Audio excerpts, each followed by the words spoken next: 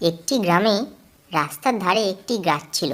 সেই গাছের উপরে ছিল টুনির বাসা। বাসার ভিতর ছিল দুটি ছোট্ট ছোট্ট ছানা।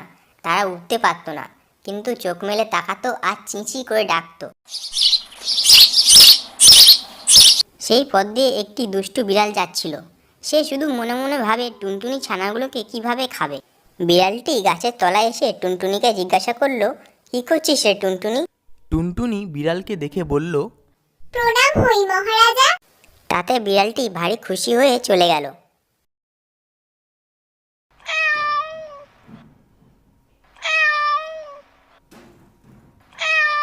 এমনি সে রোজ আসে, আর টুনটুনি তাকে প্রণাম করে আর মহারাজা বলে, আর সে খুশি হয়ে চলে যায়। টুনটুনি ছানাগুলি বড় হয়েছে, তাদের সুন্দর পাখা হয়েছে, তারা আর চোখ বুজে থাকে না।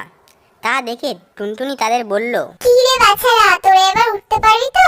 ছানারা বলল, হ্যাঁ মা, পারবো। তবে দেখ দেখি ওই নারকেল গাছটা ডালে গিয়ে বসতে পারিস কিনা। তখনই ছানারা উড়ে গিয়ে নারকেল গাছের ডালে বসলো। তা দেখে টুনটুনি হেসে বলল, এখন দুষ্টু বিড়াল আসুক দেখি। খানিক বাদেই বিড়াল এসে বলল, কি করছিস রে টুনটুনি?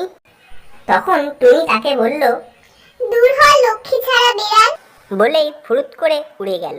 দুষ্টু বিড়াল দাঁত কেচিয়ে লাফিয়ে গাছে উঠে টুনটুনিকেও ধরতে পারলো না, ছানাও খেতে পেল না, খালি কাঁটার খোঁচা খেয়ে নাকাল হয়ে ঘরে ফিরে গেল।